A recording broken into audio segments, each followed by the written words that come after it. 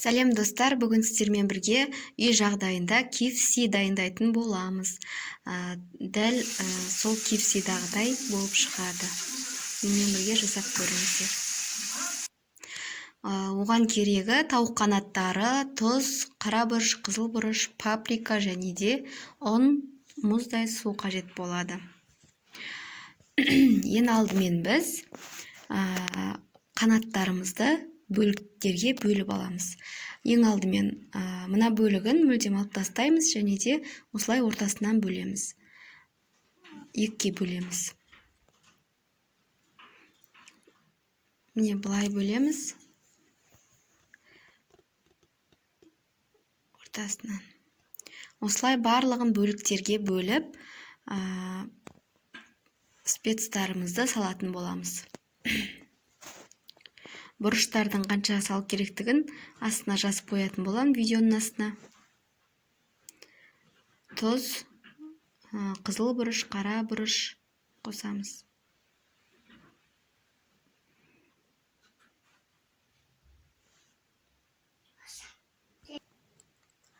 Осылай қосып, суымызды құямыз. Суымыз көп болмаса болады, бетпе-бет құясыздар.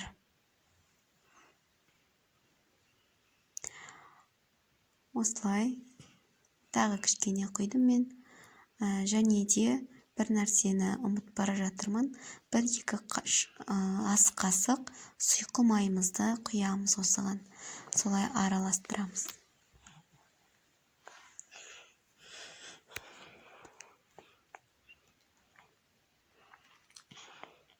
Осылай жақсылап араластырып, барлығы бір-біріне сіңу керек. Араластырып, сұйқы майымызды құямыз.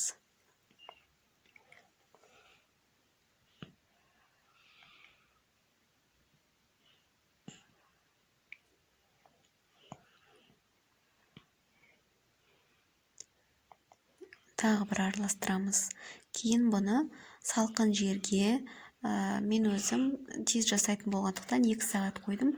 Сіз 5-6 сағатқа қойсаңыздар болады. Оған дейін біз ұнымызға паприкамызды салып, араластырып аламыз.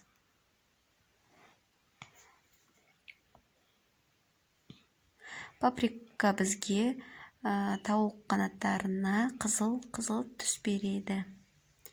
Осылай араластырып аламыз. Достар, менің каналыма тіркеліп, егерде видео ұнап жатса, каналыма тіркеліп қойуды ұмытпаңыздар. Осылай үлкен ысқа салып аламыз. Өйткені қазір тауықтарымызды осыған аунататын боламыз. Кейін таза су құямыз ыдысымызға. Жаңағы маринаттап қойған немізді, тауығымызды ұнға жақсылап аунатып аламыз.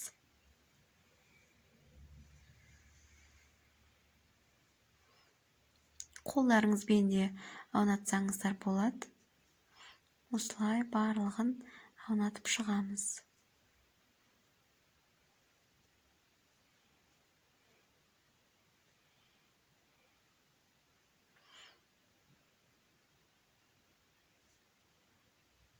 Енді ситаның көмегімен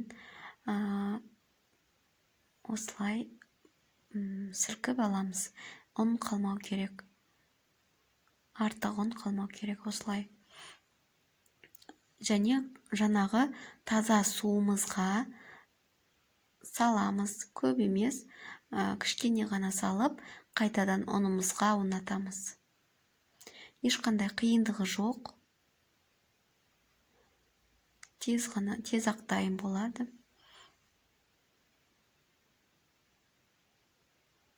Не осылай.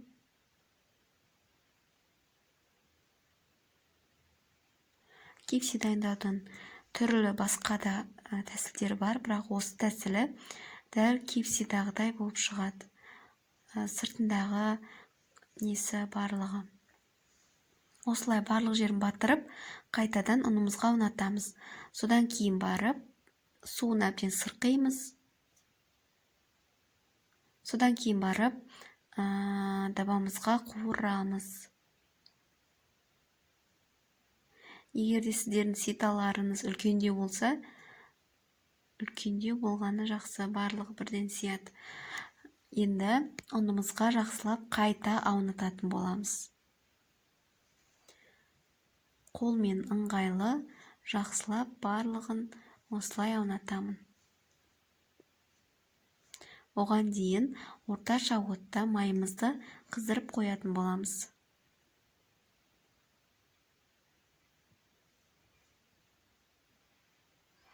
Мінекей алып, ұн артық ұндарының барлығын сілкіп алып тастаймыз.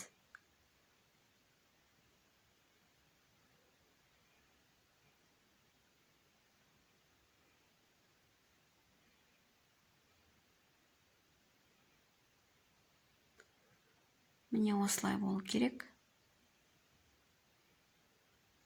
Енді майымызға салатын боламыз.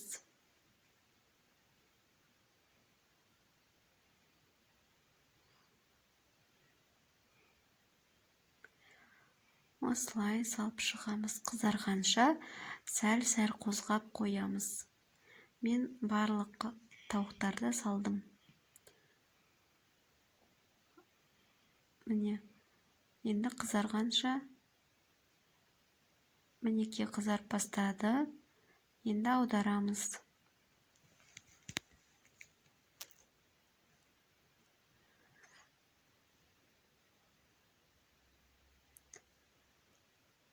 Мінекей пісті, жайлап аламын.